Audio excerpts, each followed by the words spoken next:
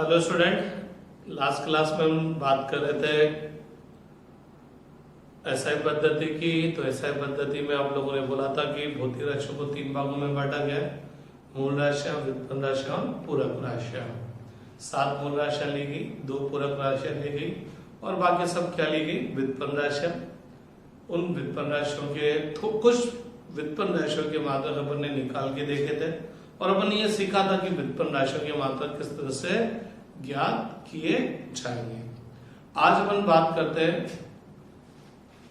SI prefix, means SI system के अंदर क्या किया गया, मात्रक के आगे कुछ नाम लगा दिए गए और उन नामों की अपनी पर्टिकुलर वैल्यू होती है, उनका एक अपना पर्टिकुलर प्रतीक चिन्ह होता है। जैसे अगर आप लोगों ने सुना होगा, मैं बात कर रहा हूं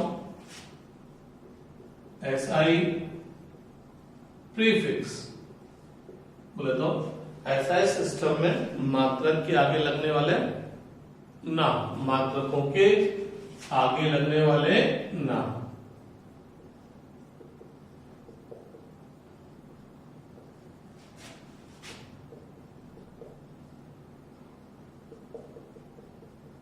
तो एसआई सिस्टम में कुछ नाम मात्रकों के आगे लगा दिए जाते हैं। उन नामों का अपना एक प्रतीक चिन्ह होता है, उनकी अपनी एक पर्टिकुलर वैल्यू होती है। जैसे आप लोगों ने लंबाई नापी होगी कि जयपुर दिल्ली की लंबाई कितनी है, तो अपन बोलते हैं 300 किलोमीटर, 250 किलोमीटर।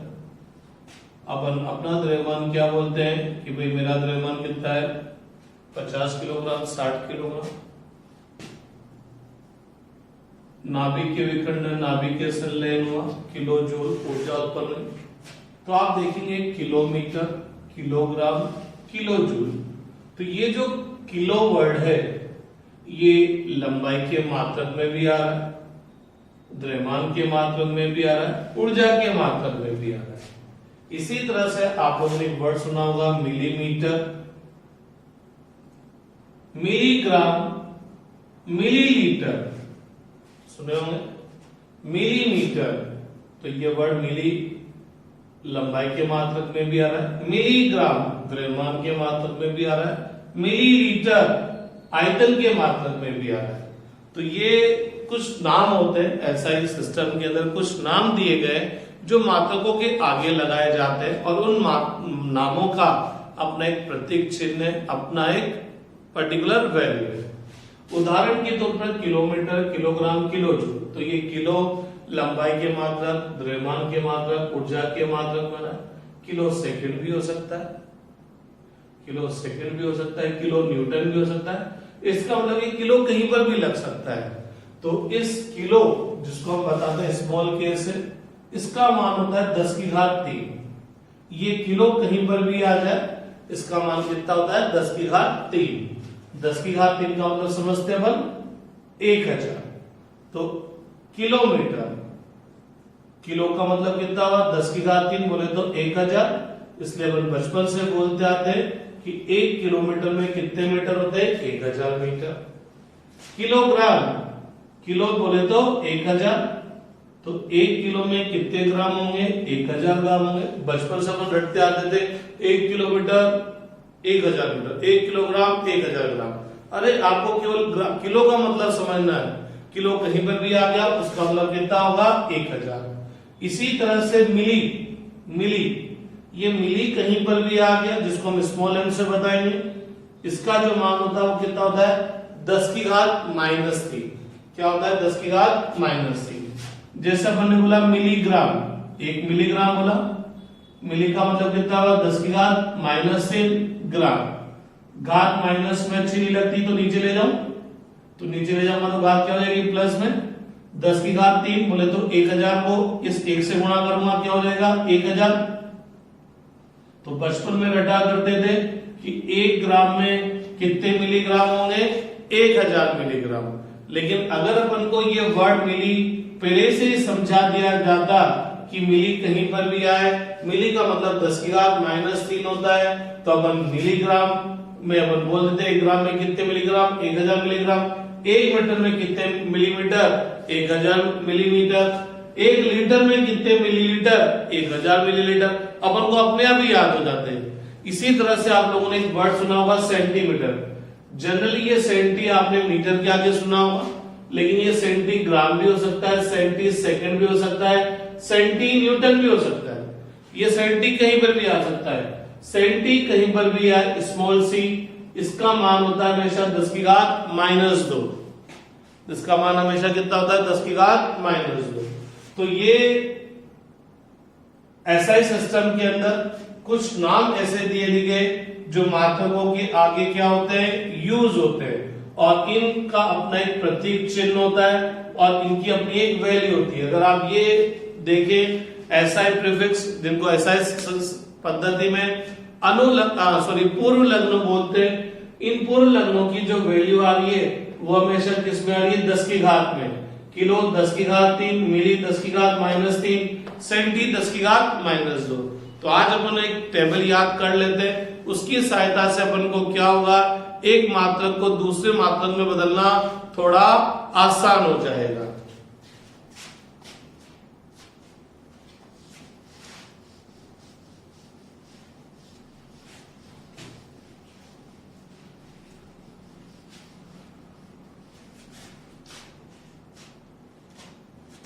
तो एसआई प्रीफिक्स, एसआई पद्धति में मात्रक के आगे लगने वाले नाम या पूर्व लग्न बोल सकते हैं।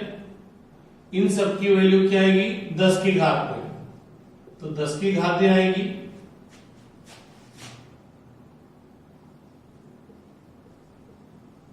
प्रतीक चिन्ह आ जाएगा,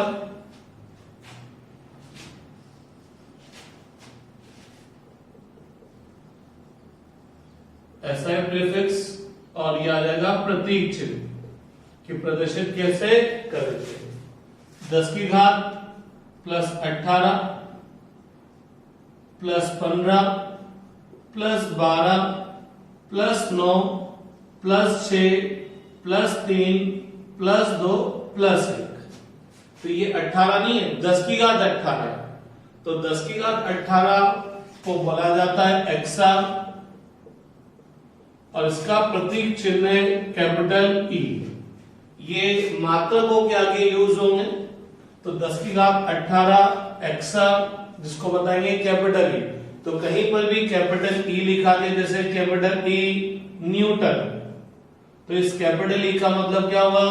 10 की घात 18 न्यूटन। ये हमेशा मात्रक के आगे लगेंगे, हमेशा मात्रक के आगे लगेंगे। 10 की घात 15 को बोला जाता है पेटा, कैपिटल पी। 10 की घात 12 को बोला जाएगा टेरा, कैपिटल टी। 10 की घात 9 को बोला जाएगा गीगा, कैपिटल जी। 10 की घात 6 को बोला जाएगा मेगा, कैपिटल एम। 10 की घात 3 को बोला जाएगा किलो, स्मॉल के। 10 की घात 2 को बोला जाएगा हेक्टा, स्मॉल एच। 10 की घात 1 को बोला जाएगा डेका, स्मॉल डी। तो जनाब 10 की घात 18 को क्या ऐसा प्रीफिक्स नाम दिया जाएगा? ऐसा पद्धति में क्या अनुलग्न पूर्व लग्न बोला जाएगा? AXA, capital E. 10 की घात 15 पेटा, कैपिटल पी। 10 की घात 12 को क्या बोलेंगे? टेरा, कैपिटल टी। 10 की घात 9 गीगा, कैपिटल जी। 10 की घात 6 मेगा, कैपिटल एम। 10 की घात 3 किलो, स्मॉल के। 10 की घात 2 हेक्टा, स्मॉल एच। 10 की घात 1 डेका, स्मॉल डी। तो जैसे अपन से बोला जाता है कि भैया 1 मेगा जूल, 1 मेगा जूल का मतलब 10 की घात 6 जूल। 10 की घात 6 का मतलब कितना होता है? 10 लाख जूल। तो 10 की घात 6 का मतलब कितना होता है? 10 लाख। तो 1 मेगा जूल का मतलब 10 लाख जूल या 10 की घात 6 जूल। तो ये हमेशा जो आएंगे वो मात्रक के आगे लगेंगे।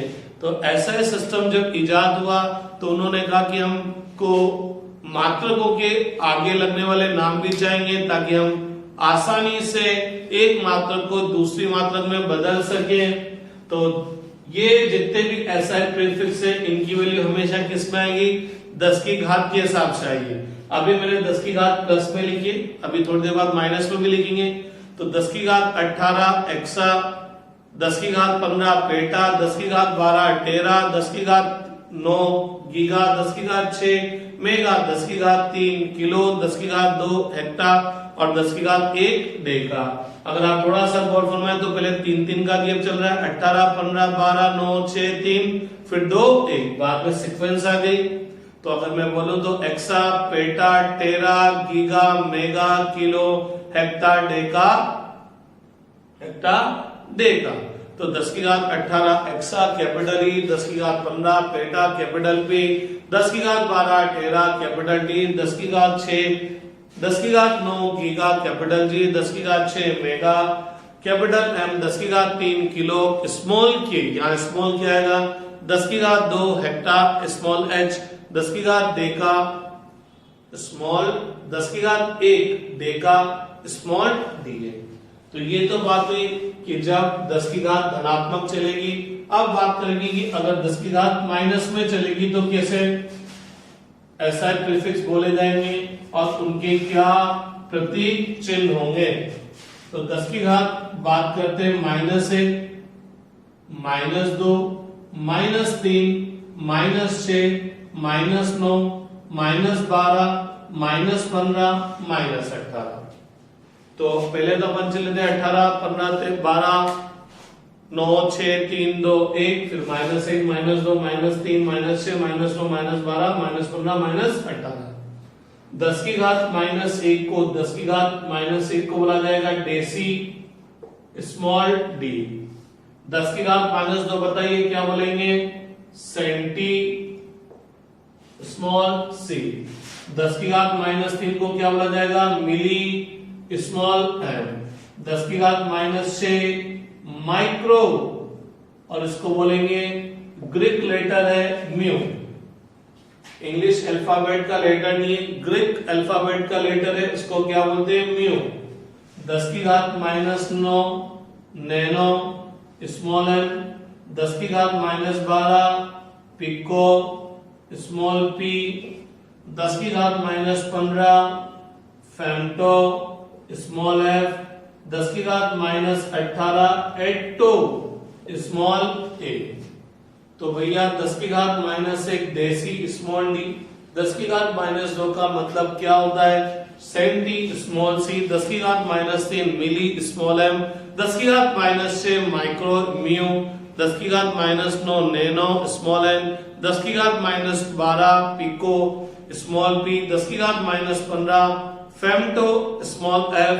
10 की घात -18 एटो स्मॉल ए। तो कहीं आपको लिखा गया 1 माइक्रोकुलम।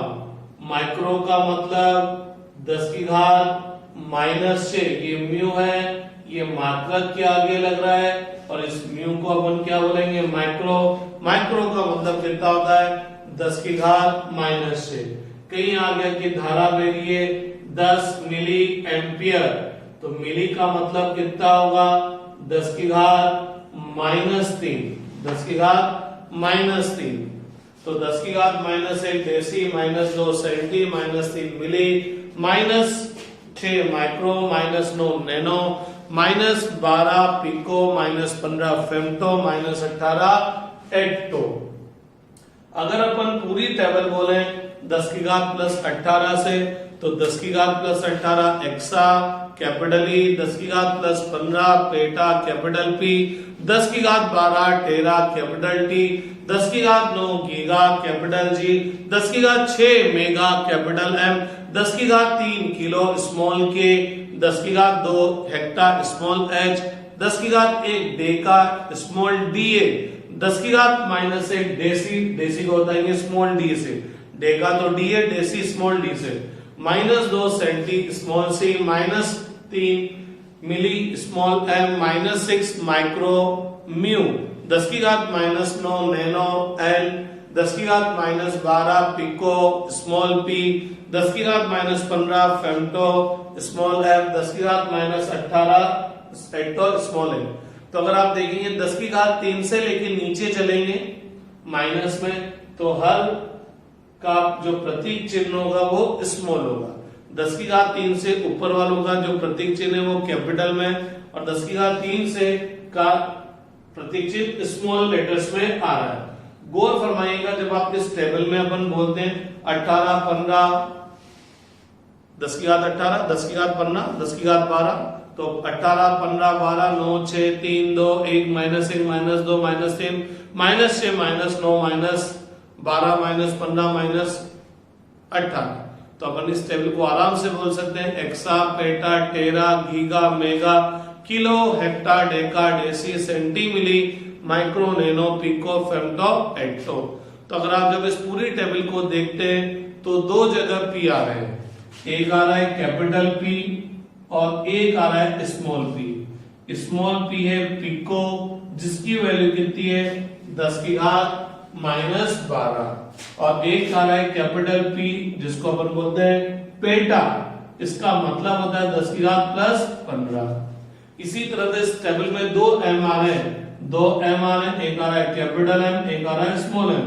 ये एम का मतलब 10 की घात 6, इस एम का मतलब 10 की घात -3। ये है मेगा, ये है मिली। मतलब समझिएगा, अगर आपको बोला जाए पेटाग्राम कैपिटल पी, तो पेटाग्राम का मतलब कितना हो गया 10 की घात 15 ग्राम। और 10 की घात 15 ग्राम को पता है मैं यूं बोलूं, आप इजाजत दें 10 की घात 12 इंटू 10 की घात 3 नहीं बोल सकता क्या? बोल सकता हूं ना 10 की घात 15 को, और 10 की घात 3 का मतलब किलो। तो एक पेटाग्राम में कितने किलोग्राम? 10 की घात 12 किलोग्राम। जबकि अगर अपन पिको की बात करेंगे पिकोग्राम, तो पिकोग्राम का मतलब कितना होगा 10 की घात -12 ग्राम। इसी तरह से अपन बात करें मेगा जूल, मेगा का मतलब तो होगा 10 की घात 6 जूल, और मिली जूल का मतलब होगा 10 की घात -3 जूल। तो ये सब जो नाम आएंगे ये कहां पर आएंगे? मात्रकों के आगे काम आएंगे। तो exa, peta, tera, giga, mega, kilo, hecto, deca, deci, centi, milli, micro, nano, pico, femto, hecto. आपको ये पूरी टेबल याद हो तो बहुत अच्छी बात है, नहीं तो एटलीस्ट ये तो याद होनी चाहिए। कोई आपको बोले पिको, फटाफट बोलेंगे 10 की घात -12, नैनो 10 की घात -2, माइक्रो 10 की घात -6, मिली 10 की घात -3, सेंटी 10 की घात -2। और प्लस की अगर अपन बात करें तो आपको याद होना चाहिए किलो का मतलब 10 की घात 3 और मेगा का मतलब 10 की घात 6। तो एटलीस्ट ये तो याद होनी चाहिए, और अगर आप पूरी टेबल याद कर ले तो बहुत अच्छी बात है। ठीक है, अब अपन आगे स्टार्ट करेंगे।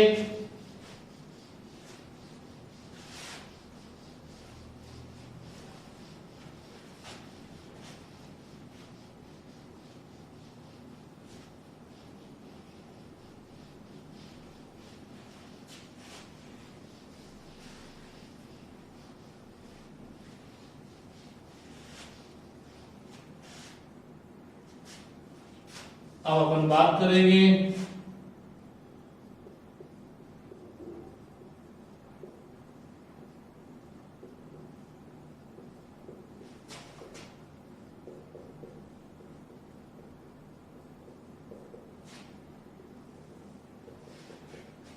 भौतिक राशियों की विमाएं। तो अपन भौतिक राशियों की विमाएं निकालना चाहते हैं, तो देखते हैं कि विमाएं क्या बला होती है। तो कोई भी जो भौतिक राशि है उसके मात्रक को आप अनेक प्रकार से लिख सकते हैं। उदाहरण के तौर पर चाल के मात्रक को आप चाल के मात्रक को मीटर बटा सेकंड लिख सकते हैं। चाल के मात्रक को आप किलोमीटर पर आवर लिख सकते हैं। चाल के मात्रक को आप सेंटीमीटर पर सेकंड लिख सकते हैं। चाल के मात्रक को फीट पर मिनट लिख सकते हैं, और भी आप अनेक प्रकार से लिख सकते हैं। तो किसी भी भौतिक राशि के मात्रकों को अनेक प्रकार से लिखा जा सकता है। लेकिन अगर आप थोड़ा सा गौर फरमाइए, चाल के मात्रक को चाहे मैं मीटर बटा सेकंड लिखूं, सेंटीमीटर बटा सेकंड लिखूं, किलोमीटर पर आवर लिखूं, फीट पर मिनट लिखूं, चाहे मैं कुछ भी लिखूं, चाल का मात्रक प्राप्त करने के लिए मैं हमेशा एक काम कर रहा हूं। चाल का मात्रक प्राप्त करने के लिए मैं हमेशा एक काम कर रहा हूं। क्या काम कर रहा हूं? लंबाई के मात्रक में समय के मात्रक का भाग दे रहा हूं। लंबाई के मात्रक में समय के मात्रक का भाग दे रहा हूं। फीट लंबाई का मात्रक, मिनट समय का मात्रक, किलोमीटर लंबाई का मात्रक, आर समय का मात्रक। तो चाल के मात्रक को मैं लिखने में तो अनेक प्रकार से लिख दिया, लेकिन प्रत्येक स्थिति में चाल का मात्रक प्राप्त करने के लिए मैं क्या काम कर रहा हूं? लंबाई के मात्रक में क्या कर रहा हूं? समय के मात्रक का भाग करना। तो चाहे चाल का मात्रक में मीटर पर सेकंड, किलोमीटर पर आवर लिखूं, चाहे फीट पर मिनट लिखूं, कुछ भी लिखूं, प्रत्येक स्थिति में चाल का मात्रक प्राप्त करने के लिए मैंने क्या करा? लंबाई के मात्रक में समय के मात्रक का भाग दिया। तो चाल का मात्रक प्राप्त करने के लिए हम क्या कर रहे हैं? हमेशा लंबाई के मात्रक में समय के मात्रक का भाग दे रहे हैं। अब आप थोड़ा सा गौर फरमाइएगा। अब की बार मैंने चाल का मात्रक थोड़ा सा व्यापक रूप में लिख दिया, जनरल फॉर्म में लिख दिया। क्यों? क्योंकि मैंने यहाँ लंबाई का मात्रक बटा समय का मात्रक लिखा। मीन्स मैंने यहाँ लंबाई का मात्रक मीटर नहीं लिखा, किलोमीटर नहीं लिखा, फीट नहीं लिखा, सेंटीमीटर नहीं लिखा। इसका मतलब मैंने यहाँ कोई पर्टिकुलर मापन पद्धति यूज नहीं की। क्योंकि जब अपन बोलते हैं कि चाल का मात्रक मीटर बटा सेकंड, तो अपन एसआई पद्धति यूज कर रहे हैं। जब अपन बोलते हैं सेंटीमीटर पर सेकंड, तो अपन सीजीएस पद्धति यूज करें। जब अपन बोलते हैं फीट पर सेकंड, तो अपन एफपीएस पद्धति यूज करें। और जब अपन बोलते हैं किलोमीटर पर आवर, तो कोई नई प्रकार की पद्धति यूज कर रहे हैं। लेकिन जब अपन बोलते हैं चाल का मात्रक लंबाई का मात्रक बटा समय का मात्रक, तो मैंने लंबाई के मात्रक को न मीटर, न सेंटीमीटर, न फीट लिखा, समय के मात्रक को न सेकंड, न आवर, न मिनट लिखा। मैंने सिंपल लिख दिया लंबाई का मात्रक बटा समय का मात्रक। इसका मतलब मैंने चाल का मात्रक क्या करा?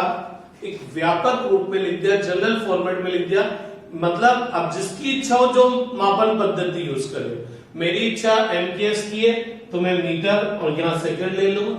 किसी की इच्छा एफपीएस की है तो फीट सेकंड ले लेगा। किसी की इच्छा और अन्य कोई पद्धति की है तो वो किलोमीटर आवर ले लेगा। लेकिन यहाँ मैंने अब कोई मापन पद्धति फिक्स नहीं कर रखी। तो चाल का मात्रक क्या हुआ? लंबाई का मात्रक बटा समय का मात्रक। तो मैं इसको ऐसे भी लिख सकता हूं,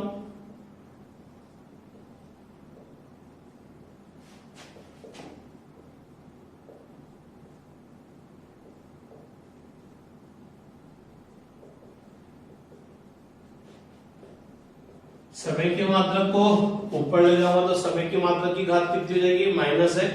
और चूंकि लंबाई का मात्रक है तो लंबाई की मात्रक की घात अपन बोल सकते हैं प्लस है।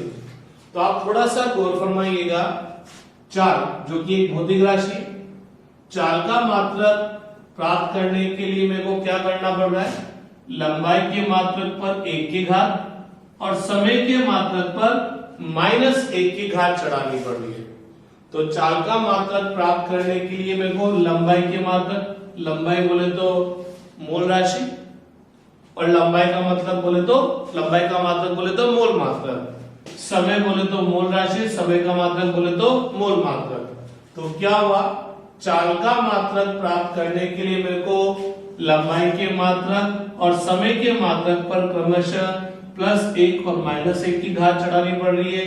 तो मेरे को क्या करना पड़ रहा है? चाल का मात्रक प्राप्त करने के लिए मूल मात्रकों पर ये जो घात चढ़ानी पड़ रही है, ये घाती क्या कहलाएगी? विमा है। ये घाती इस चाल की क्या कहलाएगी? विमा है। तो मैं बोल सकता हूं चाल की लंबाई में विमा, चाल की लंबाई में विमा +1 है और चाल की समय में विमा -1 है। कौन सी भौतिक राशि की? चाल की। तो गौर फरमाइएगा, चाल का मात्रक प्राप्त करने के लिए मेरे को लंबाई के मात्रक पर +1 की घात और समय के मात्रक पर -1 की घात चढ़ानी पड़ रही है। तो ये जो मेरे को घात चढ़ानी पड़ रही है, किस पर चढ़ानी पड़ रही है? लंबाई का मात्रक बोले तो मूल मात्रक, समय का मात्रक बोले तो मूल मात्रक। तो मेरे को ये जो घात चढ़ानी पड़ रही है किस पर? मूल मात्रकों पर। क्या प्राप्त करने के लिए? इस भौतिक राशि का मात्रक प्राप्त करने के लिए। तो ये जो घातें आपको चढ़ानी पड़ रही है, ये घातें क्या कहलाएगी? विमाएं कहलाएगी। तो किसी भी भौतिक राशि की, चाल एक उदाहरण है, तो किसी भी भौतिक राशि की विमाएं, किसी भी भौतिक राशि की विमाएं वे घातें हैं। विमाएं क्या है? घात है। लेकिन कौन सी घात? किसी भी भौतिक राशि की विमाएं वे घातें हैं जिन्हें उस भौतिक राशि का मात्रक प्राप्त करने के लिए कहां चढ़ाते हैं? मूल मात्रकों पर। तो किसी भी भौतिक राशि की अगर आपको विमाएं बतानी है तो विमाएं क्या है? वे घातें हैं जो उस भौतिक राशि का मात्रक प्राप्त करने के लिए हम कहां चढ़ाते हैं? मूल मात्रकों पर। तो पता लगा चाल का मात्रक प्राप्त करने के लिए लंबाई के मात्रक पर 1 की घात, समय के मात्रक पर -1 की घात चढ़ाई। तो इसका मतलब चाल की लंबाई में विमा +1, समय में विमा -1 है। इसको यूं भी समझ सकते हैं, अगर अपन बोले चाल की लंबाई में विमा +1, समय में विमा -1 है, तो इसका मतलब क्या है? चाल का मात्रक प्राप्त करने के लिए लंबाई के मात्रक पर +1 की घात और समय के मात्रक पर -1 की घात चढ़ानी पड़ेगी। क्योंकि किसी भी भौतिक राशि की विमाएं वे घातें हैं जिन्हें उस भौतिक राशि का मात्रक प्राप्त करने के लिए मूल मात्रकों पर चढ़ाते हैं। तो क्या हुआ? किसी भी भौतिक राशि की विमाएं क्या है? घात है। भैया कौन से घात? जो हम कहां चढ़ाएंगे? मूल मात्रकों पर। क्या प्राप्त करने के लिए? उस भौतिक राशि का मात्रक प्राप्त करने के लिए। तो आपसे बोला गया कि चाल की लंबाई में विमा +1, समय में विमा -1 है, तो विमाएं क्या है? घात है। कौन से घात? जो मूल मात्रकों पर चढ़ाएंगे क्या प्राप्त करने के लिए? उस भौतिक राशि का मात्रक प्राप्त करने के लिए। तो जब आपको बोला गया चाल की लंबाई में विमा प्लस और समय में विमा -1 है, इसका मतलब चाल का मात्रक प्राप्त करने के लिए लंबाई के मात्रक पर +1 की घात और समय के मात्रक पर -1 की घात चढ़ानी पड़ेगी, क्योंकि विमा क्या बताई? घात है। तो ये घात है जो कहां चढ़ाएंगे? कहां चढ़ाएंगे? कहां पर चढ़ाएंगे? मूल मात्रकों पर। क्या करने के लिए? उस भौतिक राशि का क्या प्राप्त करने के लिए? मात्रक प्राप्त करने के लिए। तो किसी भी भौतिक राशि की विमाएं वे घातें होंगी जिन्हें उस भौतिक राशि का मात्रक प्राप्त करने के लिए कहां पर चढ़ाएंगे? मूल मात्रकों पर। ये तो एक उदाहरण था चाल का, जिसमें केवल लंबाई और समय ही आया। लेकिन अगर कोई ऐसी भौतिक राशि होती जिसको प्रदर्शित करने के लिए लंबाई समय के साथ साथ द्रव्यमान की भी आवश्यकता पड़ती, क्योंकि द्रव्यमान भी मूल राशि है। तो माना कि एक भौतिक राशि ऐसी है, माना कि एक भौतिक राशि ऐसी है जिसमें कि द्रव्यमान में विमा, जिसकी द्रव्यमान में विमा a है, एक भौतिक राशि है, कोई सी भी हो सकती है, बल हो सकता है, कार्य हो सकता है, ऊर्जा हो सकती है, कोई सी भी हो सकती है। कोई भौतिक राशि है जिसकी द्रव्यमान में विमा a है, लंबाई में विमा b है और समय में विमा क्या बताई? c। तो माना किसी भौतिक राशि की द्रव्यमान में विमा a, लंबाई में विमा b और समय में विमा c है। तो इस विमा का क्या मतलब है? विमा क्या बताई? घातें बताई। कौन सी घातें बताई? जिन्हें कहां चढ़ाएंगे? मूल मात्रकों पर। क्या प्राप्त करने के लिए? भौतिक राशि का मात्रक प्राप्त करने के लिए।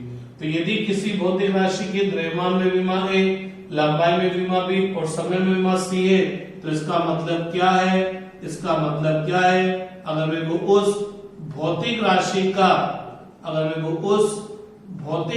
का मात्रक प्राप्त करना है तो मेरे को क्या करना पड़ेगा? अगर किसी भौतिक राशि की द्रव्यमान में विमा ए, लंबाई में विमा बी, समय में विमा सी है, तो इसका मतलब क्या है कि इस भौतिक राशि का मात्रक प्राप्त करने के लिए मेरे को क्या करना पड़ेगा? द्रव्यमान के मात्रक पर ए की घात, लंबाई के मात्रक पर बी की घात और समय के मात्रक पर क्या करनी पड़ेगी? सी की घात चढ़ानी पड़ेगी, क्योंकि इस भौतिक राशि की द्रव्यमान विमा ए, लंबाई में विमा बी और समय में विमा सी है, तो इसका मतलब क्या है? विमाएं क्या है? वे घातें हैं। विमाएं क्या है? वे घातें हैं जिन्हें उस भौतिक राशि का मात्रक प्राप्त करने के लिए कहां चढ़ाएंगे? मूल मात्रकों पर। तो द्रव्यमान में विमा ए होने का मतलब भौतिक राशि का मात्रक प्राप्त करने के लिए द्रव्यमान के मात्रक पर ए की घात, लंबाई के मात्रक पर बी की घात और समय के मात्रक पर सी की घात चढ़ानी पड़ेगी। तो ये उस भौतिक राशि का मात्रक आ जाएगा। मात्रक को इंग्लिश में बोलते हैं यूनिट, इसलिए यू से प्रदर्शित किया है। तो यूनिट क्या आएगा? द्रव्यमान के मात्रक पर ए की घात, लंबाई के मात्रक पर बी की घात, समय के मात्रक पर सी की घात चढ़ाएंगे। द्रव्यमान का मात्रक लिखने में बहुत ज्यादा जगह चाहिए, बहुत टाइम भी लगता है और मेरी बहुत सारी इंक भी यूज हो जाती है, तो बहुत कॉस्टली भी पड़ता है। तो ऐसा करते इस द्रव्यमान के मात्रक को इतना लंबा चौड़ा लिखने की बजाय केवल क्या लिख दें? Capital L. तो द्रव्यमान के मात्रक को मैंने क्या लिखा? Capital M. यदि लंबाई के मात्रक को क्या लिखा जाए? Capital L. और समय के मात्रक को क्या लिखा जाए? Capital T. तो इसकी जगह अगर मैंने कैपिटल एम लिखा तो एम की घात ए, इसकी जगह एल लिखा तो एल की घात बी और समय के मात्रक को टी लिख दिया तो टी की घात सी। तो ये उस भौतिक राशि का मात्रक आ गया। लेकिन अगर आप थोड़ा सा गौर फरमाएं, यह उस भौतिक राशि का जो मात्रक आया वो व्यापक रूप में आया है, जनरल फॉर्मेट में आया है। क्यों आया है? क्योंकि यहाँ पर मैंने लिखा द्रव्यमान का मात्रक। मैंने द्रव्यमान का मात्रक न किलोग्राम लिखा, न ग्राम लिखा, न पाउंड लिखा। लंबाई के मात्रक को न मीटर, न सेंटीमीटर, न फीट। समय के मात्रक को न सेकंड, न आवर, न मिनट, न दिन, नहीं साल लिखे। मैंने द्रव्यमान के मात्रक को कैपिटल एम लिखा, लंबाई के मात्रक को कैपिटल एल, समय के मात्रक को कैपिटल टी लिखा। अर्थात मैंने यहाँ पर भौतिक राशि का जो मात्रक प्रदर्शित किया है वो किसी पर्टिकुलर मापन पद्धति में नहीं लिखा, जनरल फॉर्मेट में लिखा है। ये एम क्या है? द्रव्यमान का मात्रक। अब कोई बच्चा बोलता है कि नहीं सर मेरे को तो ऐसा ही पद्धति पसंद आती है, तो वो इस एम की जगह किलोग्राम लिख लो, एल की जगह मीटर लिख लो, टी की जगह सेकंड लिख लो। कोई बोलता है मेरे को सीजीएस अच्छी लगती है, ग्राम लिख लो, एल की जगह सेंटीमीटर लिख लो और टी की जगह क्या लिख दो? सेकंड लिख लो। कोई बोलता है नहीं मैं तो एफपीएस में लिखूंगा, तो वो बोलेगा एम द्रव्यमान का मात्रक पाउंड, लंबाई एल, लंबाई का मात्रक फीट, टी समय का मात्रक सेकंड। तो आप अपनी अपनी मापन पद्धति अपने हिसाब से लिख सकते हैं, लेकिन यहाँ पर मैंने कोई पर्टिकुलर मापन पद्धति नहीं लिखी। मैं इस द्रव्यमान, लंबाई, समय के मात्रक को मैंने किसी पर्टिकुलर मापन पद्धति में फिक्स नहीं किया है। मैंने द्रव्यमान के मात्रक को जनरल फॉर्म में लिख दिया एम, लंबाई एल, समय टी। अर्थात मैंने कोई मापन पद्धति प्रदर्शित नहीं की। और जब मैंने इस भौतिक राशि का मात्रक में कोई मापन पद्धति फिक्स नहीं की, इसका मात्रक व्यापक रूप में लिखा और व्यापक रूप में लिखा, तो इसी व्यापक रूप में जो मात्रक है इसको अपन क्या बोलेंगे? इस भौतिक राशि का विमेय सूत्र। तो किसी भी भौतिक राशि का विमेय सूत्र क्या है कि जब हम उस भौतिक राशि के मात्रक को व्यापक रूप में लिखेंगे, किसी पर्टिकुलर मापन पद्धति में फिक्स नहीं लिखेंगे, तो मात्रक लिखने का यह व्यापक तरीका उस भौतिक राशि का क्या बन जाता है? विमेय सूत्र। तो ये तो विमेय सूत्र हुआ। और द्रव्यमान के मात्रक पर जो घात चढ़ाई वो द्रव्यमान में विमा, लंबाई के मात्रक पर जो घात चढ़ाई वो लंबाई में विमा, समय के मात्रक पर जो घात चढ़ाई वो समय में विमा।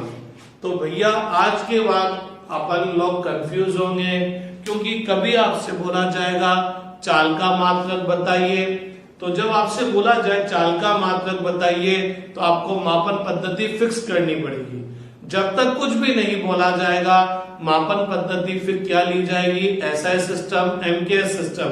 तो अपन बोलेंगे चाल का मात्रक मीटर बटा सेकंड। लेकिन जब आपसे बोला जाएगा चाल का विनिमय सूत्र, चाल का विनिमय सूत्र, तो लंबाई के मात्रक को मैं मीटर नहीं लिखूंगा, समय के मात्रक को मैं सेकंड नहीं लिखूंगा, लंबाई के मात्रक को लिखूंगा L1, समय के मात्रक को लिखूंगा T1। बोले तो L, लंबाई का मात्रक L और समय का मात्रक T, तो ये हो जाएगा L की घात 1, T की घात -1। मीन्स विनिमय सूत्र लिखते टाइम पर कोई मापन पद्धति फिक्स नहीं करेंगे। द्रव्यमान के मात्रक को किलोग्राम ग्राम नहीं लिखेंगे, केवल M लिखेंगे, कैपिटल M। लंबाई के मात्रक को मीटर सेंटीमीटर नहीं लिखेंगे, कैपिटल L। और समय के मात्रक को सेकंड मिनट आवर नहीं लिखेंगे, कैपिटल T। तो मात्रक लिखने का यह व्यापक तरीका उस भौतिक राशि का क्या कहलाएगा, विनिमय सूत्र। और उस भौतिक राशि का मात्रक प्राप्त करने के लिए जो आप मूल मात्रकों पर जो घात आप चढ़ा रहे ये घातें ही क्या कहलाएगी, विनिमय। तो किसी भी भौतिक राशि की विनिमय वे घातें हैं जिन्हें उस भौतिक राशि का मात्रक प्राप्त करने के लिए मूल मात्रकों पर चढ़ाते हैं। और अगर अपन मापन पद्धति फिक्स नहीं करते, द्रव्यमान, लंबाई, समय के मात्रक को किलोग्राम ग्राम मीटर सेंटीमीटर में न लिखकर MLT से लिखते हैं, तो मात्रक लिखने का यह व्यापक तरीका उस भौतिक राशि का क्या कहलाता है, विनिमय सूत्र कहलाता है। अब अपन कुछ भौतिक राशियों के विनिमय सूत्र निकालने की थोड़ी सी यहाँ पर कोशिश करते हैं।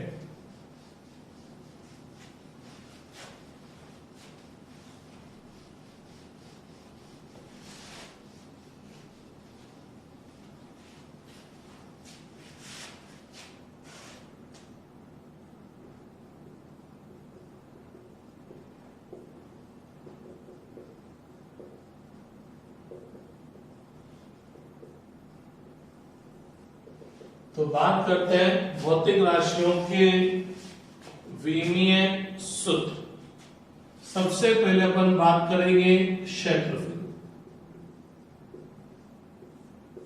तो किसी भी भौतिक राशि के विनिमय सूत्र को सबसे पहले किस में प्रदर्शित करेंगे, मूल राशियों के रूप में। क्षेत्रफल का सबसे अच्छा सूत्र आयत का क्षेत्रफल, लंबाई इंटू चौड़ाई। तो ध्यान है, जिस तरह से मात्रक के लिए मैंने बोला था कि जब किसी भौतिक राशि का मात्रक लिखते हैं तो भौतिक राशि का मात्रक निकालना, किसी भौतिक राशि का मात्रक जो आप सूत्र उपयोग में ले रहे हैं उस पर निर्भर नहीं करता। आप सूत्र चाहे कुछ कोई सा भी उपयोग में लें, मात्रक सेम आएगा। इसी तरह से जब आप विनिमय सूत्र निकाल रहे हैं तो किसी भी सूत्र की सहायता से आप भौतिक राशि का विनिमय सूत्र निकाले वो सेम आएगा। अर्थात किसी भौतिक राशि का विनिमय सूत्र उपयोग में लिए जाने वाले सूत्र पर निर्भर नहीं करता।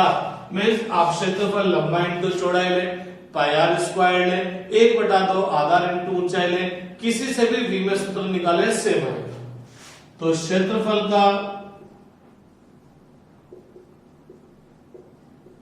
विनिमय सूत्र, क्षेत्रफल का विनिमय सूत्र क्या होगा, लंबाई का विनिमय सूत्र। लंबाई का विनिमय सूत्र बोले तो लंबाई का मात्रक व्यापक रूप में इंटू चौड़ाई का विनिमय सूत्र बोले तो चौड़ाई का मात्रक व्यापक रूप में।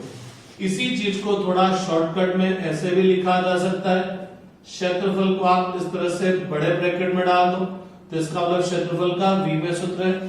तो क्षेत्रफल का विनिमय सूत्र क्या होगा, लंबाई का विनिमय सूत्र इनटू चौड़ाई का विनिमय सूत्र। लंबाई मूल राशि है, लंबाई के विनिमय सूत्र को मीटर सेंटीमीटर में नहीं लिखूंगा, एल में। चौड़ाई भी लंबाई है, ये भी एल।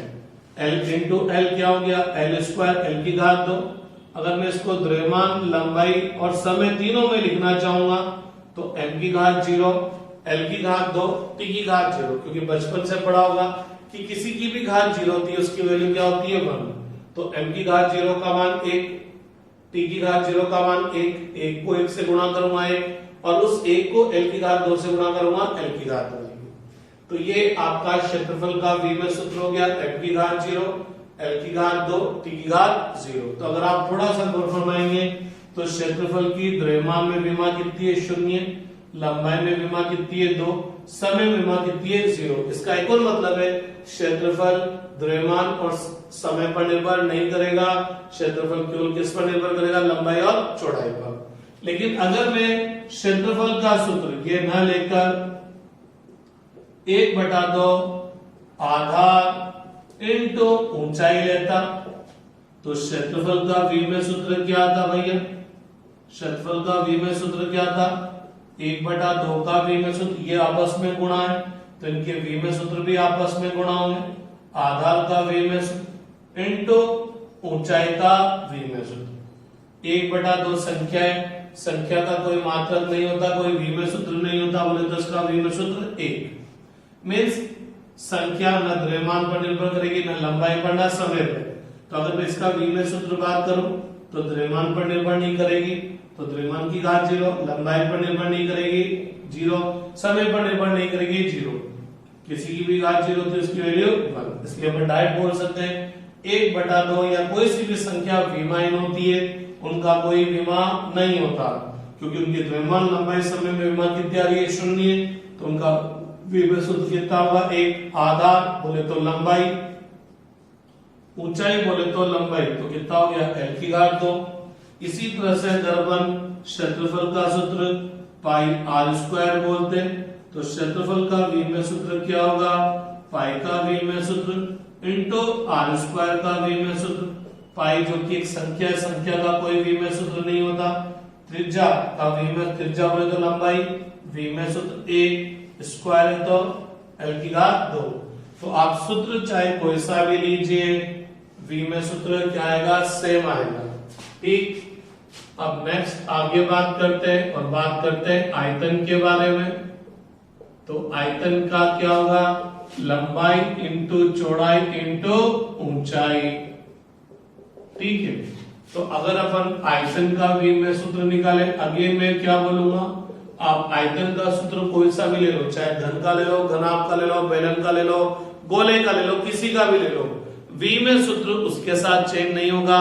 सूत्र चाहे कोई सा भी भौतिक राशि का आप उपयोग में ले, किसी भी सूत्र की सहायता से आप भौतिक राशि का v में सूत्र निकाले, v में सूत्र हमेशा सेम रहेगा।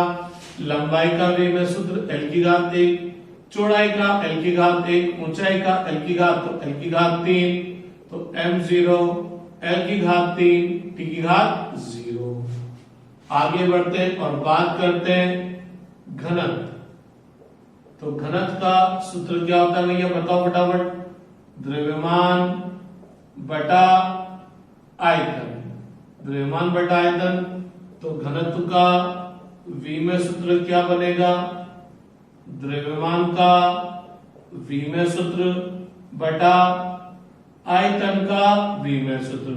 द्रव्यमान मूल राशि है और द्रव्यमान का v में सूत्र डायरेक्ट दिया गया m की घात 1, m बोले तो m की घात 1, और आयतन अभी जस्ट अपन ने निकाला है, आयतन का v में सूत्र l की घात 3, तो m की घात 1, l की घात -3 और t के रूप में लिखेंगे तो t की घात 0। तो चलिए आज इतना सही पढ़ते हैं, फिर कल आगे अपन स्टार्ट करेंगे।